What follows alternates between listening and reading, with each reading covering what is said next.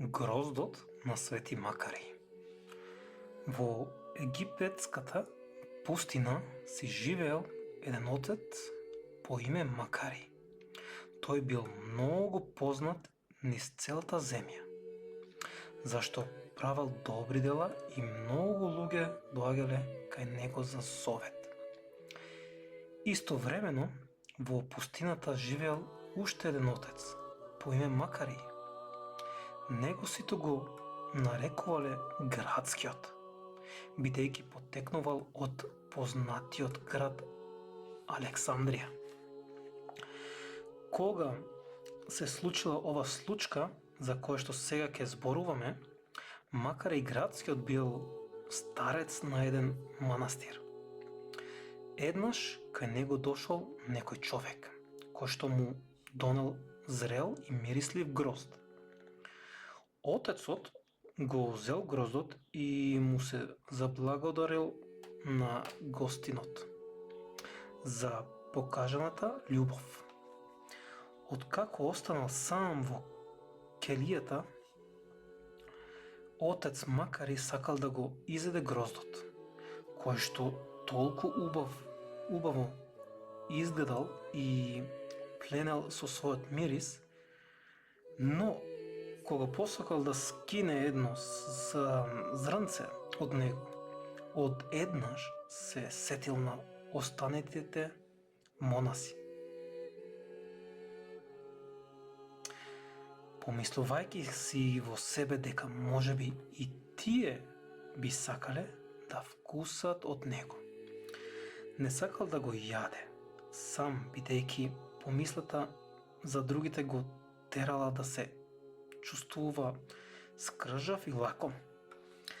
Зарем сум на вистина, ситна душа, па сам да го јадам гроздов, додека останатите трпат жет. Нема да го сторам тоа, си рекол отецот во себе. И така, размислувајќи што да прави со гроздот, Свети Макари решил да му го даде на оној кој што прв ќе дојде кај него. Не поминало долго време и ете, на неговата врата затропал некој монах. Кога го видел отецот, многу се израдувал, па откако поразговарал со него, го извадил гроздот и му го дал, велејќи му: еве брате, прими го од мене овој грозд, од јас сум стар и ме боли стомакот, така што не можам да го јадам. Свети Макари ја измислил болеста само за монахот да го прими дарот, па и он, тој, да може да вкуси макар и едно зрно од овој зрел и мирислив плод. Монахот го зел гроздот и, заблагодарувајќи се, си заминал во својата келија. Но, кога пристигнал во келијата и посакал да го јаде гроздот, младиот монах ја имал истата помисла како Свети Макари. Како да го јадам овој грозд додека останатите браќа трпат жет? Ке поедам и ке му го дадам на еден болен брат. Тогаш монахот излегол од келијата и отишол кај еден брат за кој што знаел дека е болеслив. Нему повеќе му треба овој грозд отколку мене, си рекол во себе. Но болниот монах не го задржал гроздот за себе, туку одлучил да му го даде на некој друг. Така гроздот се раздавал од еден на друг монах, зашто сите мислеле за другите, а не за себе. На вечерина еден од монасите, кој што само што го имал добиено како дар овој прекрасен грозд од некој друг брат, си помислил во себе колку убав грозд, како ли пристигнал во овој пустинска жега. Ке појадам и ке му го дадам на нашиот отец Макари, зашто тој е стар и нему повеќе му треба ваква храна отколку на мене, кој што сум млад и бодар.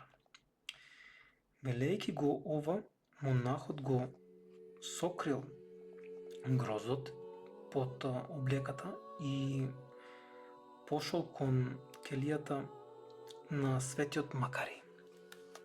Кога светиот Макари го видел гроздот, многу се воодушевил, бидејќи веднаш го препознал. Тоа взушност бил гроздот кој што тој го имал примено како дар и потем, не сакајќи да го јаде, го имал дадено на еден монах. Бил видно зачуден зашто братот кој што му донел не бил истиот од утрото. Светителот веднаш сватил што се случило. Ниту еден од браќата не сакал да го задржи гроздот за себе, туку истиот бил раздаван од еден од друг, за најпосле повторно да се врати кај него. Преправајќи се дека не знае ништо, Свети Макари го зел гроздот и се заблагодарил, восхитувајќи се колку љубов имат монасите од неговата заедница, зашто никој не размислувал за себе, туку за другите. Кога остана сам, отец Макари го зел гроздот и рекол, доколку никој од браќите не сакал да го изеде, тогаш како да го изедем јас, кој што сум нивен отец и учител. И штом го кажал ова, излегол од келијата и го ставил гроздот на еден камен.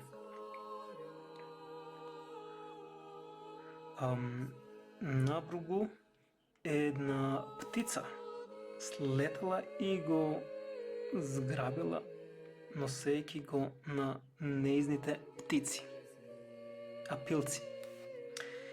Ете, тоа се случило со гроздот на Свети Макари.